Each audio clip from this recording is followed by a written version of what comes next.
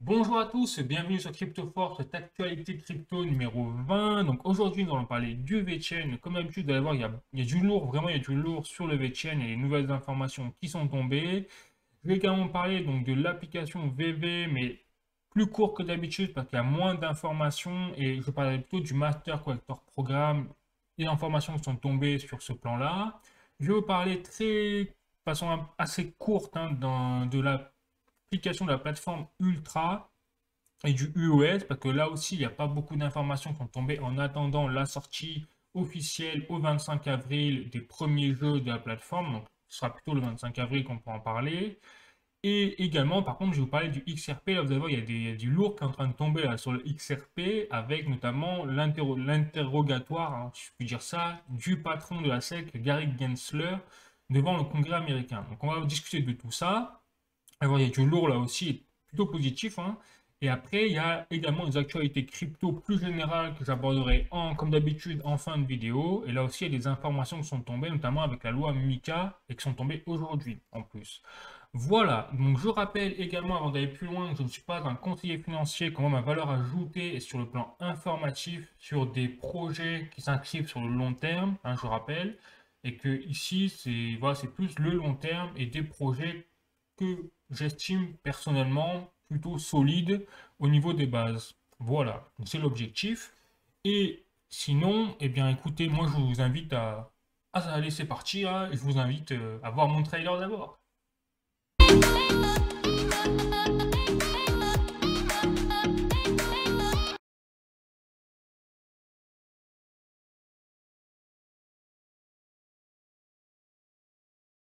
C'est parti donc pour le VeChain. Donc là, on commence avec du lourd pour le VeChain. Que vous voyez, je suis sur le tweet de la fondation VeChain officielle. Et qu'est-ce qui sort là, le VeChain? Ils ont annoncé qu'ils sortaient leur service VORJ. Donc le service VORJ, qu'est-ce que c'est? C'est tout simplement une plateforme qu'ils estiment Web3 as a service. Parce que vous savez que là, aujourd'hui, dans le monde actuel des choses, au niveau des applications du Web 2.0, si je puis dire, eh bien, qu'on connaît tous, eh bien, c'est vrai que les applications, c'est des as a service. En général, c'est des logiciels as a service.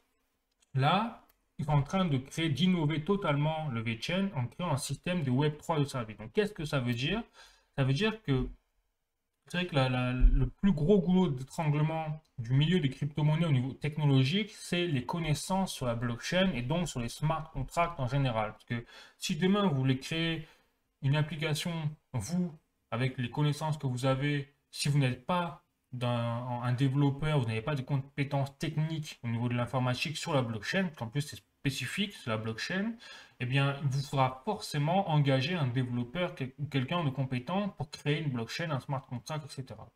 Aujourd'hui, avec le VORJ, officiellement, je peux vous dire que c'est même plus la peine, puisque ce qu'a créé VeChain, c'est qu'ils ont créé un système, une application qui permet, donc là j'ai l'article de Medium qui le décrit très bien, donc qui a été écrit au 17 avril, pardon, et ils disent voilà, blockchain made easy, c'est-à-dire que l'accès maintenant à la création de blockchain devient facile, puisque ce VORJ, c'est tout simplement une application de no-code, vous voyez, c'est-à-dire où il n'y a pas besoin de créer un code informatique. Donc demain, vous par exemple, vous avez une idée, bah, je vous souhaite, hein, génial sur des NFT ou pour créer un token, etc., à travers une blockchain, eh bien, sachez que vous n'avez pas besoin d'engager désormais un développeur. Vous avez juste à aller sur VORJ et après, bien sûr, c'est conditionné à la blockchain VeChain, hein, bien évidemment.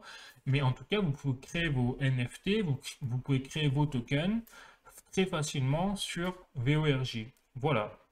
Donc c'est quand même assez lourd dans le système où là la fondation VeChain est en train de rendre quelque part le totalement dans son aspect de l'adoption de masse du Web 3.0 et surtout de la fondation enfin, de la blockchain VeChain, on a bien compris. Donc ils sont totalement cohérents dans leur feuille de route. Donc je continue également, c'est un point très intéressant, c'est que là, donc j'ai un tweet de Sunny Lu. Donc Sunny Lu, je rappelle, c'est le PDG de la fondation VeChain.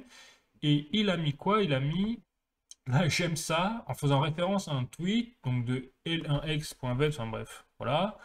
Et donc là, cette personne-là a effectivement montré, sur, j'imagine, son propre projet qu'elle utilise sur le VORJ, qu'on peut estimer, donc en fait, les émissions de CO2 qui sont directement émises grâce à l'utilisation de l'application VORJ. Voilà. Donc, c'est-à-dire que vous pouvez, en créant la blockchain sur VORJ, en utilisant les smart contracts sur VORJ, eh bien, observer en temps réel, en fait, l'émission de gaz à émission de serre de votre projet, quoi, de votre blockchain.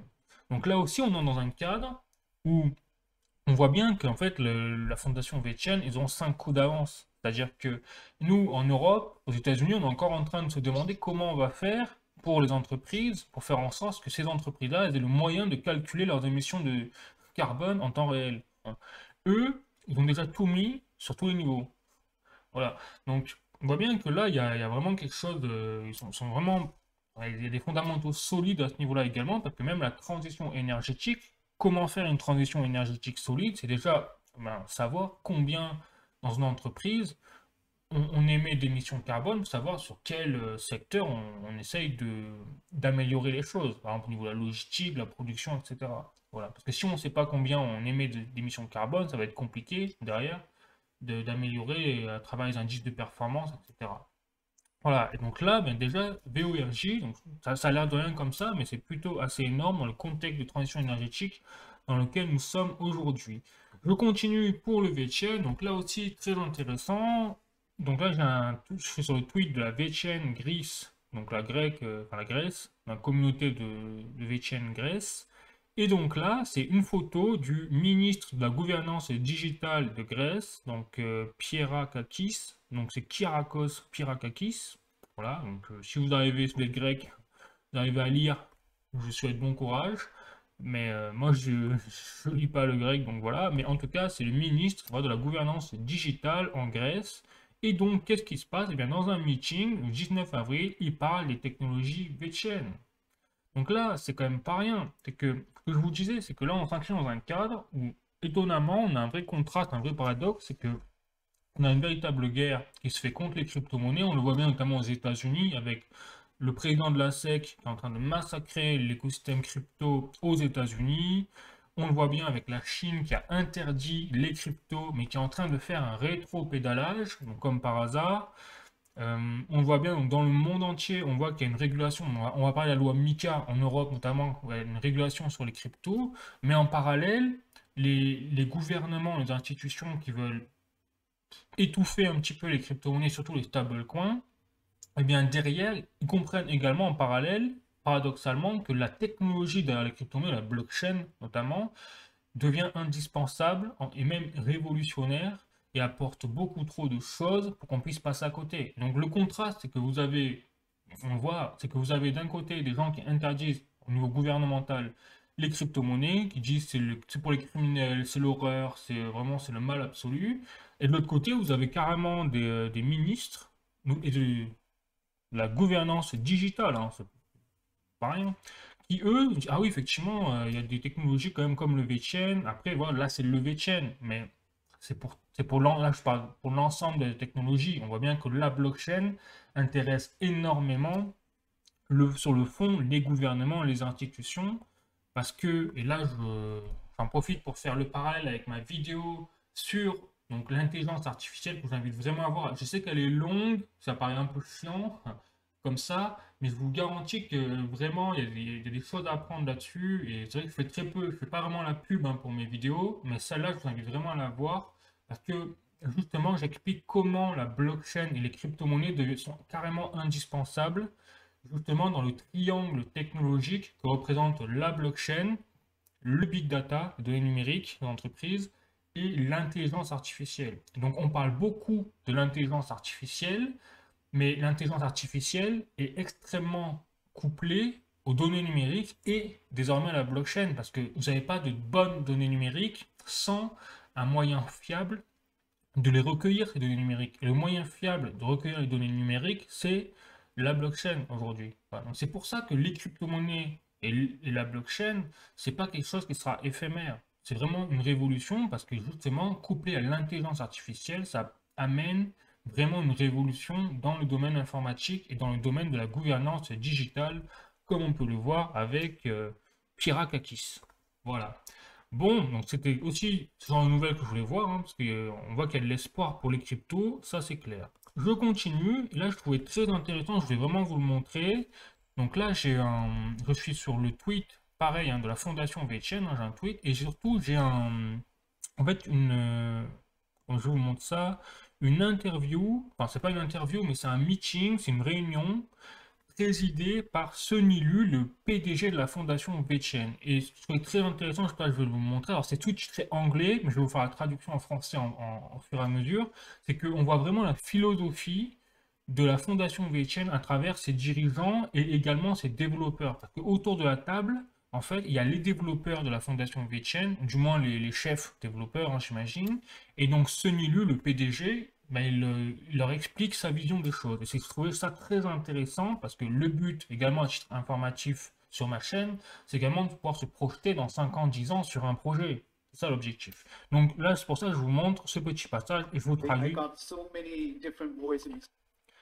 Alors, il dit déjà, j'ai eu beaucoup de plaintes, beaucoup de gens qui se sont plaints au niveau des voix sur Twitter ou dans la communauté qui disaient oh, mais il n'y a pas de développeurs dans la communauté VChain. Voilà, déjà, il commence comme ça. Et là, il dit, je dis, ce n'était pas vrai. Bon, il a commencé. Et quand nous avons, là, donc, quand il dit, quand nous avons commencé à travailler, donc, avec vous tous, les gars, en fait, ici présents, donc, pas développeurs, donc, il dit, je pense que nous avons une équipe vraiment solide, puisque nous avons, en fait, commencé à faire quelque chose de bien, hein. Voilà. Nous pourrions avoir plus, il dit, et nous sommes dans un objectif de construire plus gros, plus grand, plus fort, entre guillemets, au niveau de la communauté de développeurs. Donc là, il parle vraiment de la communauté de développeurs. Ça, c'est intéressant. Donc, il dit c'est l'objectif numéro un pour nous au niveau de la fondation VChain, en tout cas, j'imagine.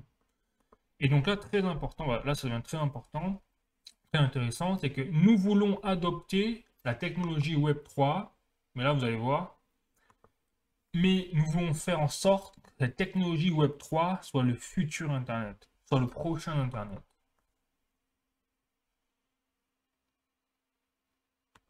Donc nous n'essayons pas de copier ou de répéter Internet en fait, et de faire ce qui a été déjà fait dans le passé. Et donc cette raison-là, c'est justement pourquoi nous avons besoin de plus de développeurs. Et nous avons besoin également d'outils plus faciles et plus malléables pour les développeurs également, pour les différentes applications, pour adopter en fait des scénarios multiples différents.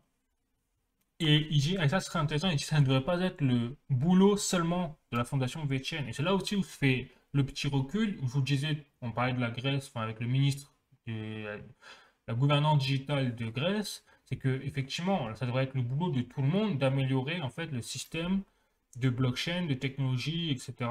au niveau mondial. Bref. Voilà, il dit, ça devrait être le boulot de tout le monde, de chacun. Et donc, il dit, je pense que pour ces 2 jours-là, après il parle à ses développeurs, nous avons l'objectif d'établir donc un réseau. Donc, comment nous allons faire pour construire une base, pour attirer plus de constructeurs comme vous dans cette salle. Donc, en fait, il va attirer plus de développeurs. Il dit comme vous, les amis, en fait, dans cette salle. Bon, pour disons, il dit donc 100,000 développeurs. Ah ouais, donc ça veut dire 100 000. Enfin, ouais, c'est 100 000 développeurs. Donc, ils disent 200 000 développeurs. Lui, il vise grand, hein. Et donc là, il parle d'Antonio, donc c'est un de ses développeurs, j'imagine, enfin, de ses chefs développeurs, pour dire que c'est sa mission. Et voilà, et donc il parle, là, il fait le lien avec le VORJ, c'est-à-dire de créer quelque chose de non-codeur, c'est-à-dire qu'en fait, il veut attirer donc les builders, c'est-à-dire les bâtisseurs, sans qu'il y ait la nécessité de créer du codage. Et donc, c'est exactement, on retrouve le cadre en fait du VORJ. Et là, on retrouve la vision dans laquelle ils ont créé le VORJ. Voilà. Donc, c'est pour vous dire vraiment la vision de ces personnes. C'est pas se faire du pognon en fait, à tout craint, comme on le voit parfois sur certains mêmes coins là où un token qui sort parce que Elon Musk il a dit bon Doge ou Shiba ou je sais pas quoi et direct après vous avez To The Moon, mais c'est voilà, donc l'objectif derrière c'est de faire du pognon pour les créateurs, on va pas, enfin, la majorité, pas tous, mais une grande partie. Et par contre là on voit qu'il y a une vision pour des projets quand même plus solides, c'est que eux ils veulent créer un Web 3 réellement point zéro et améliorer tout un système technologique de l'humanité quelque part. Voilà, c'est ça, c'est ça aussi que je voulais vraiment montrer dans le cadre où on se prolonge, on se projette sur le long terme.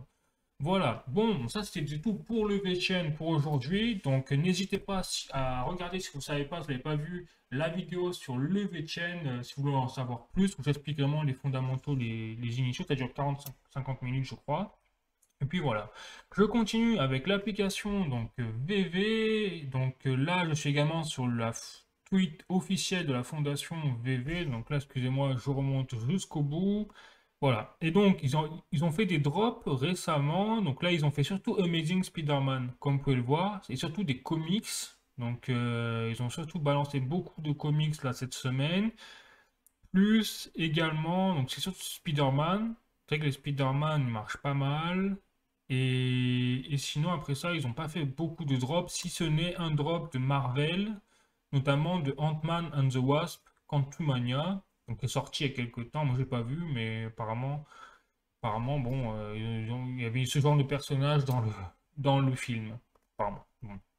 Voilà. Sinon, au niveau des drops, rien de plus. C'est la routine hein, quotidienne. Et maintenant, je vais parler parce que j'ai plus d'informations sur le Master Collector Programme. Donc, comment ils voient vraiment les choses au niveau du résumé. Donc, c'est bien d'avoir les choses écrites noir sur blanc. Et donc, pour résumer, ils disent que tous les nouveaux collecteurs, quels qu'ils soient, sont automatiquement désormais enrôlés dans le Master Collector Programme. Donc, sans rien faire. Donc, à travers les activités dans l'application.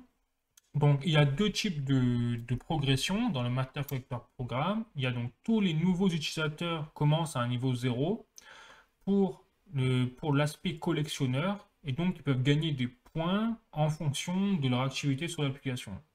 Et après, vous avez aussi un système de rang, de classement cette fois, où chaque collectionneur donc, de l'application VV commence donc à un niveau starter et peut monter jusqu'à 22 rangs au maximum. Voilà. Donc il y a vraiment deux catégories distinctes, c'est que vous avez l'activité, donc vous commencez à 0 et en fonction de votre activité vous gagnez des points et vous pouvez monter jusqu'à 100. Et le deuxième aspect, c'est l'aspect de rang au niveau du type de collectionneur que vous êtes.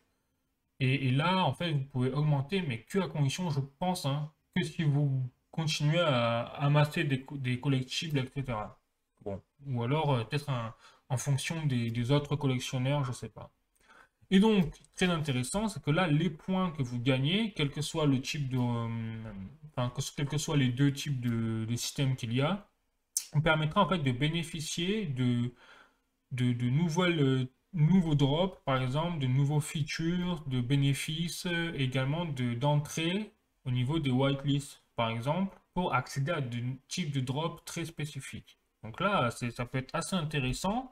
Si on a un système de VIP, pourquoi pas, en fonction en plus, non pas du nombre de collectibles que vous avez, mais de votre activité. Et je rappelle que sur l'application VV, l'activité peut également se résumer à poster des choses que vous avez un système comme Facebook. Vous pouvez poster des photos, vous pouvez faire tout ce genre de choses, et donc vous gagnez des points en fonction de votre activité, comme ça sur l'application. Ça, c'est aussi intéressant parce que c'est pas que les plus riches, entre guillemets, hein, qui vont pouvoir accéder toujours plus à plus de richesses, entre guillemets. Enfin, là, c'est quand même assez intéressant à ce niveau-là, c'est que même quelqu'un qui commence au niveau 0, il peut s'élever s'il est très actif sur l'application autrement qu'en achetant. Alors, ça, je trouvais ça vraiment sympa. Bon. Ensuite, voilà, il dit il y aura également un système de burning et crafting qui, plus vous avez de points et plus vous pourrez faire ce genre de choses. Vous pouvez également avoir des privilèges sur le OMI. Alors le token OMI, on voit il y aura un système peut-être de staking qui sera avantageux pour les meilleurs collectionneurs. Voilà. Et d'ailleurs, j'en profite également en aparté pour dire que c'est vrai que là, je parle, il y a beaucoup d'émotions au niveau du token OMI, au niveau de l'application VV, de la part d'investisseurs. Je trouve que c'est vraiment dommage parce que, alors c'est compréhensible, hein, parce que là c'est vrai que ça c'est ce que j'avais dit également dans les précédentes vidéos, c'est que euh, l'application VV, l'équipe derrière, ils ont absolument pas du tout bien géré l'aspect gestion de projet. J'en ai déjà parlé, il a même mis un carton jaune. Parce qu'ils annoncent des choses, ils annoncent des délais, ils l'ont fait plusieurs fois et à chaque fois ils ont retardé, ils n'ont pas sorti ce qu'ils avaient annoncé. Donc ça fait 2 ans que c'est comme ça et c'est vrai que là les investisseurs sont un peu à bout parce qu'ils ont... Enfin, là je parle surtout du token OMI également, parce que là on est dans un contexte où le marché est en train de repartir à la hausse au niveau des crypto-monnaies, on l'a vu avec le Bitcoin qui approche les 30 000 dollars, et par contre le token OMI lui est en baisse. Donc ça a été je pense la goutte d'eau qui a fait déborder le vase pour les investisseurs. Et donc, les gens sont en train de massacrer à coups de bazooka le projet, enfin, le token OMI, l'équipe derrière le projet de l'application VV. Et personnellement, là, c'est vraiment titre personnel, je trouve que c'est dommage de, de reprocher à l'équipe juste la courbe, en fait, de leur token. Parce que, bon, on pourrait leur reprocher, ok, le fait que ça avance pas assez vite, oui, mais qu'on leur reproche que le prix, leur token OMI monte pas, bon, je trouve ça vraiment dommage en fait. Et je trouve ça c'est très émotionnel. Et donc l'objectif vraiment aussi quand on est sur le long terme, en tant même qu'investisseur, en même qu'en tant que projeteur mental dans le futur, sur un projet de ce calibre-là, eh bien, on voit bien que l'aspect court terme, c'est pas le principal avantage de ce genre de projet, même en tant qu'investisseur. Il faut se projeter sur le long terme. Et donc, le long terme, ça veut dire qu'il faut viser le VV-verse, il faut viser les licences qui vont continuer à se développer, faut viser l'utilité des NFT dans le VV-verse, dans les jeux vidéo par exemple. C'est tout ce genre de choses qu'il faut viser. Et si ils arrivent à le mettre en place, mais là on se retrouverait avec une sorte de GAFA, j'insiste bien, hein, si, à condition qu'ils arrivent à mettre en place tout ça, une sorte de GAFA qui sera plus solide encore que des entreprises comme Amazon, je pèse bien mes mots, hein, Amazon, ce genre d'entreprise, parce que il rassemble l'aspect collectible, collectionneur, il rassemble l'aspect divertissement, que si en plus il touche aux jeux vidéo avec les NFT qui se démocratisent, on voit bien avec la plateforme Ultra de plus en plus, eh bien là aussi il y aura un aspect donc de divertissement, de jeux vidéo, il y a un aspect, notamment, on voit bien, par exemple, les licences comme Marvel, Pokémon et tout, c'est les licences les plus lucratives de l'histoire. En termes de collectif, tout ce que vous voulez, même physique. Donc, vous collectionnez tout ça, et donc forcément, derrière, vous avez un potentiel énorme. Et donc, si en plus de ça, vous mettez le VV-verse, c'est-à-dire le métaverse, et vous pouvez utiliser tout ça dans un métaverse, bien là, c'est jackpot. Donc, je trouve que c'est vraiment dommage d'être à ce point dans l'émotion aujourd'hui sur le court terme, alors que l'application a 2 ans. Quand on se projette sur dans 10 ans, le potentiel peut être monstrueux totalement. Voilà. Comme Amazon, comme Google, enfin, ils ne se sont pas construits en 2 ans. Ils sont construits en 10 ans, voire 20 ans. Voilà. Donc c'est pour ça que aussi j'en profite pour faire un petit rappel, de dire attention, c'est que l'émotion sur le court terme, c'est dommage parce que c'est le meilleur moyen de passer à côté de quelque chose. Bref. Voilà. Mais après, bien évidemment, ils ont fait n'importe quoi, hein. Dans l'application VV, ils ont fait n'importe quoi sur la gestion de projet. Donc il faudra aussi voir si ils arrivent à redynamiser tout ça, s'ils respectent surtout leurs deadlines. Donc c'est pour ça que, d'où le principe de faire ces actus crypto hebdomadaires, c'est aussi pour surveiller tout ça. Et donc, comptez sur moi pour que je surveille également l'avancement de ce projet également. Voilà, bon, sur ce, je vous invite aussi à voir, si vous voulez en savoir plus, ma vidéo sur donc l'application VV, le tokenomie, l'entreprise économique que je présente dans cette vidéo-là. Et puis sinon, c'est parti pour repasser sur le prochain projet, c'est-à-dire Ultra. Donc là, Ultra, j'ai pas beaucoup d'informations à vous donner, parce qu'il n'y a pas vraiment plus d'informations par rapport à la semaine dernière, si ce n'est qu'entre-temps, ils ont rejoint également la blockchain BNB. Donc ça veut dire que là, la plateforme Ultra est en train de devenir en plus interopérable au niveau des blockchains. Et ça, c'est très intéressant parce que comme tout est tokenisé, comme tout est basé sur des NFT sur la plateforme, ça veut dire que toutes les blockchains, enfin, du moins l'objectif de Ultra, c'est de rendre toutes les blockchains sur la plateforme Ultra compatibles. Voilà. Et donc, ça facilite forcément l'adoption de masse au sein même du Web 3.0. Donc ça, c'était vraiment très intéressant. Sinon, juste pour comme ça, je trouvais que c'était c'est un des jeux qui présente, donc ça s'appelle Spoils of War, qui va sortir, j'imagine, dans les temps qui viennent, peut-être la semaine prochaine. Il n'y a pas de date hein, réellement. Mais regardez juste la qualité. Je trouvais ça vraiment, je trouvais ça très propre, hein. La qualité du jeu qui sortira sur la plateforme Ultra, donc je répète, qui sera tokenisé. Donc on voit bien c'est pas des petits jeux, hein. Enfin, c'est pas que des petits jeux, c'est qu'il y a vraiment du lourd aussi qui peut sortir sur cette plateforme. Voilà, et donc sinon l'information bien sûr majoritaire, c'est que je précise, hein, enfin je rappelle plutôt que c'est la sortie au 25 avril, donc c'est mardi je crois prochain. Et donc moi je ferai mon actualité crypto numéro 21 jeudi, comme ça je vous montrerai un peu ce qui se passe, enfin, entre-temps qu'est-ce qui s'est passé sur la plateforme Ultra. Voilà. Sinon, eh bien écoutez, je vous invite à voir là également ma vidéo sur le Ultra, que je mets ici. Je rappelle, ah oui, également un petit point, c'est que j'avais fait une erreur dans ma vidéo Ultra, c'est que j'avais dit qu'on ne pouvait pas payer, on ne pouvait payer que en UOS, c'est-à-dire le token de la plateforme, pour payer des jeux vidéo derrière. En fait, c'est pas vrai, je me suis trompé. On peut directement payer en carte bleue. Donc c'est encore mieux. Et je remercie d'ailleurs aux personnes qui m'ont fait la remarque en commentaire en description de la vidéo. Ça permet de rectifier le tir. Mais c'est encore mieux, ça veut dire qu'on pourra automatiquement, même les gens qui ne seront pas trop sensibles à la crypto-monnaie, ils pourront directement acheter avec leur carte bleue les jeux vidéo sur la plateforme Ultra. Donc c'est génial. Voilà. Bon, pareil, je continue. Je vais passer maintenant en XRP. Et là, vous allez voir, il y a de quoi rigoler. Effectivement, première information. Voilà, donc là, il y a eu une réunion, si vous voulez. En fait, il y a eu des membres du Congrès qui ont demandé des comptes donc, au président de la SEC, donc Gary Gensler, qui, je vous rappelle, attaque, cherche les poux à Ripple et même à tout l'ensemble de l'écosystème crypto, sauf FTX, hein, bien sûr, qui a été la plus grosse fraude de 2022, mais tout le reste en prend pour son grade, sauf FTX. On rigole. Et donc, la première chose, c'est qu'on a un congressman, donc un membre du Congrès, qui lui a introduit une législation carrément pour pouvoir virer Gary Gensler comme président de la SEC. Voilà. Donc après, première information marrante, hein, si je puis dire, mais ça c'est une petite info, puisque c'est un membre du Congrès qui est pro-crypto. Donc on va dire que, bon, il n'y a peut-être pas assez d'objectivité pour pouvoir prendre ça au sérieux. Mais pourtant, là, on va plus loin, et pourtant, j'ai un article de cryptost.fr que vous pouvez voir là. Donc là, Gary Gensler a dû rendre des comptes pour sa régulation agressive des crypto-monnaies. Et en fait, le président de la SEC, il a été entendu par le Financial Services Committee. Donc c'est-à-dire que c'est quand même pas rien.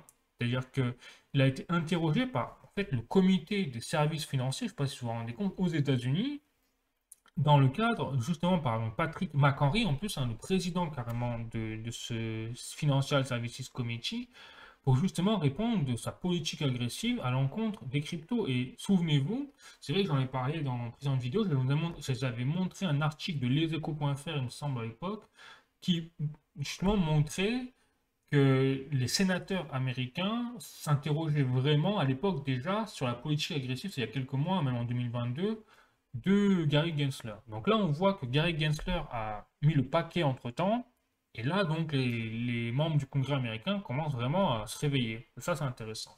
Et donc, j'ai même une petite vidéo, regardez, que vous pouvez voir ici. Alors, j'ai pas le son parce que c'est en anglais, donc ça sert à rien.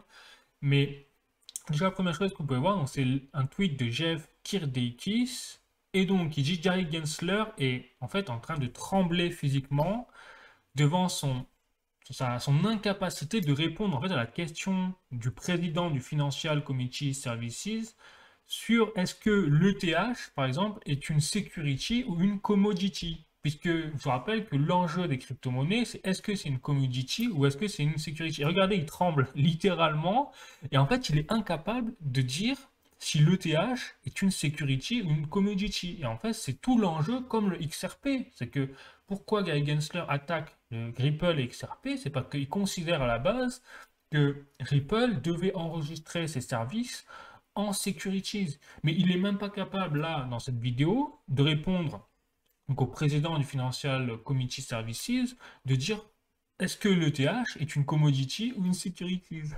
Donc là, on rigole. C'est-à-dire que même lui, même Gary Gensler, il est même pas foutu d'expliquer ou d'argumenter pour dire bah, est-ce que c'est dans un sens ou dans l'autre. Et pourtant, il reproche aux autres entreprises crypto de ne pas déclarer leurs activités dans sa juridiction, alors qu'il n'est même pas capable de définir sa propre juridiction pour les cryptos. Enfin, c'est... Donc là, on est dans un monde vraiment marrant. Et d'ailleurs, on voit bien, il y a un moment, on voit vraiment un moment où il monte ses mains et il tremble. Mais vraiment physiquement, c'est pas une ironie ou quoi, c'est que vraiment il tremble. Et c'est il sait qu'il est, il sait qu'il, voilà, il est au bout il est au bout de la fin, hein. Clairement, on voit. Voilà, donc je voulais vous montrer ça parce que ça donne de l'espoir. C'est-à-dire que malgré ces gens politiques, allez, je suis gentil, hein, je vais pas dire de gros mots et tout, mais j'ai envie, hein. Mais malgré tous ces gens-là, et en plus on voit bien The Honorable, Honorable Gary Gensler, il y a marqué sur son écriteau là, je sais pas quoi. Voilà, et ben j'ai pas envie de dire que c'est The Honorable, j'ai envie de changer le nom, parce que quand on voit la politique qu'il mène, et quand on voit que FTX est passé entre les mailles du filet, et on va mieux comprendre pourquoi, parce que là j'ai un autre tweet donc de Congressman, du membre du Congrès, donc Byron Donalds, et lui, carrément, il va plus loin. Ça, j'avoue, je ne savais pas. En fait, il dit Gary Gensler était le CFO. Donc, le CFO, c'est le chef de la stratégie de la campagne présidentielle de Hillary Clinton en 2016. Donc, rappelez-vous, c'était contre Donald Trump à l'époque. Et quand il a. Donc, le membre du Congrès, donc Byron Donald, a justement participé enfin, voilà, la présentation, la réunion avec les membres du comité des services financiers aux États-Unis. Et donc, il dit, voilà, sous serment, donc il a demandé, donc Byron Donald, des comptes à Gary Gensler sur 1 million de dollars qu'il aurait fait apparemment durant la campagne pour Hillary Clinton. Et sous serment, Gary Gensler n'a pas été capable de répondre à sa question, de dire où sont passés, par exemple, ou à quoi ont servi les 1 million de dollars de paiement durant la campagne de Hillary Clinton. Et donc là aussi, moi je ne savais pas du tout, hein, j'ai découvert ça étonné. Je savais pas qu'il était le CFO de Hillary Clinton, mais là où moi je fais vraiment le tilt dans ma tête, hein, c'est qu'il faut savoir que par exemple la mère de Sam Bankman-Fried, c'était l'avocate de Hillary Clinton. Gary Gensler et Sam Bankman-Fried avaient beaucoup de relations en commun, et notamment le patron du MIT, et notamment Sam Bankman-Fried, c'était un étudiant au MIT qui avait pour professeur le patron, enfin l'ancien patron en tout cas, de Gary Gensler. Donc on voit que tout ce monde-là se connaît, et quand on constate aujourd'hui que Gary Gensler n'a pas du tout attaqué FTX, qui connaît, enfin, il y a de plus en plus de preuves qui vont dans ce sens-là, qui connaît les membres de la direction de FTX, et qu'à côté de ça, il attaque et massacre les entreprises comme Ripple ou les plateformes exchange aux États-Unis, effectivement, ça soulève beaucoup de questions. Donc derrière, ça sent une petite odeur de corruption, hein. Et là, on voit que Gary Gensler, eh ben, il a raison de trembler physiquement, littéralement, parce qu'à mon avis, ça va pas s'arrêter là. Bon, donc voyez, donc c'est très bonne nouvelle pour le XRP, puisque forcément, ça veut dire quoi? Ça veut dire que si Gary Gensler est très mal, s'il est sur un siège éjectable qui se fait éjecter effectivement, eh bien ça va peut-être remettre toute l'affaire entre la SEC et Ripple eh bien, à zéro, et peut-être qu'on va pouvoir enterrer l'affaire, et ce sera très positif pour le XRP notamment, mais surtout pour les autres crypto-monnaies qui ne seront peut-être pas considérées comme des securities. Voilà. Donc c'est ça mine de rien comme ça, mais c'est très très positif de trouver ce genre d'affaires et la vérité est en train d'éclater et on en a bien besoin dans ce monde.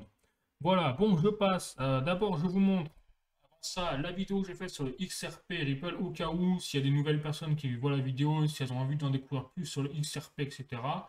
J'ai une vidéo qui résume la chose. Voilà.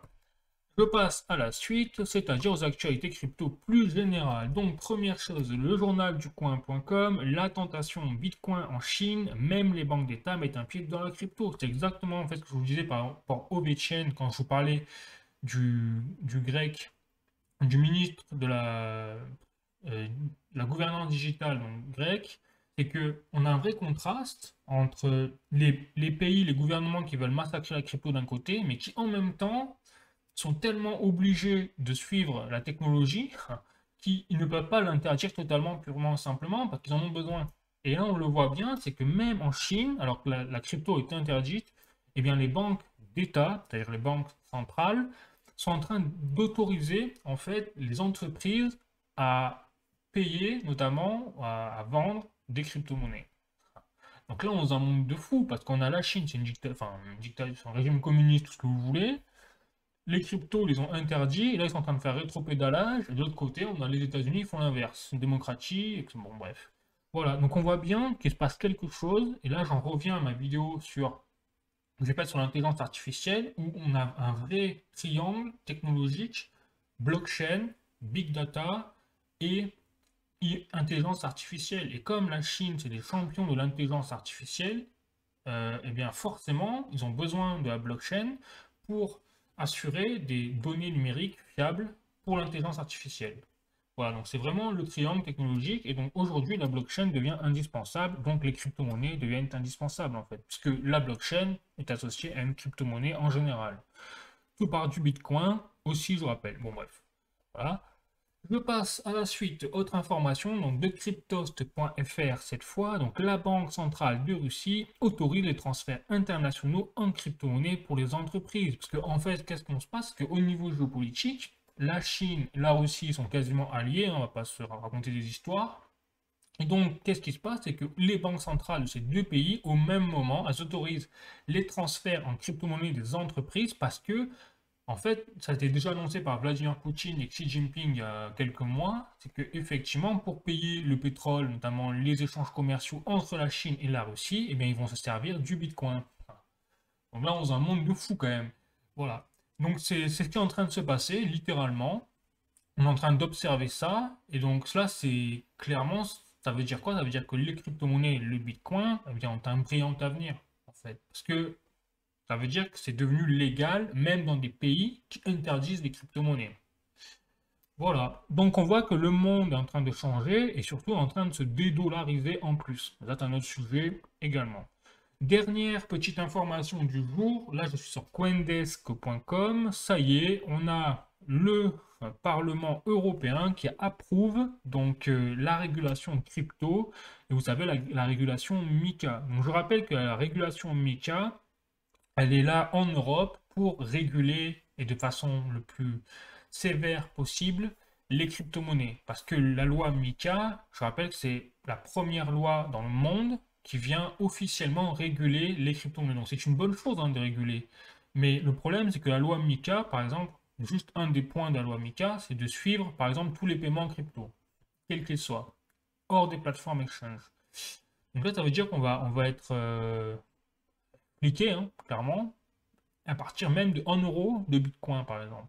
C'est à partir du moment où si on fait un virement d'une plateforme exchange vers notre, tant qu'on est sur les plateformes exchange, eh bien tous nos paiements seront surveillés. Et même, on n'aura plus le droit, je crois. Alors après, il faut vérifier, mais en tout cas, il y a une histoire, il y a un plafond à 1000 euros. Comme quoi, pareil, si on fait plus de 1000 euros, forcément là aussi, quel que soit le système de plateforme exchange, de clé, ledger, enfin, quel que soit le système de transfert de paiement crypto, eh bien, vous devez les déclarer également. Donc, il n'est plus question d'anonymisation, par exemple. Donc ça, c'est bien sûr, ils vendent ça pour combattre le blanchiment d'argent. Au moment où les banques, par exemple 5 banques en France, sont soupçonnées au minimum, voire accusées d'avoir fait un blanchiment d'argent de 140 milliards de dollars.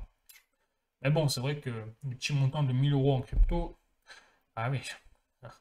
Voilà. Donc cette régulation de MiCA, ça y est, a été votée officiellement et de loin, parce que c'était sur 510 votes, 517 votes pour et 31 votes contre. Pour voir, donc c'est vraiment à l'unanimité, bien évidemment. Et donc ça prendra effet en 2024. Voilà. Donc limite, je vais voir si je vais refaire une petite vidéo peut-être pour présenter la loi MiCA de A à Z. Comme ça, si ça vous dit, dites-moi en commentaire si ça vous dit. Et puis sinon, voilà. Bon, écoutez les amis, ce sera tout pour cette actualité crypto numéro 20. J'espère que vous avez aimé, que vous avez appris des choses. N'hésitez pas à mettre un like, comme d'habitude, à vous abonner. D'ailleurs, je vous remercie tous tant que vous êtes pour vos commentaires, pour vos likes, même pour vos vues, parce que ça fait toujours plaisir. Et puis sinon, moi je vous dis à bientôt pour de nouvelles vidéos. La bise, ciao.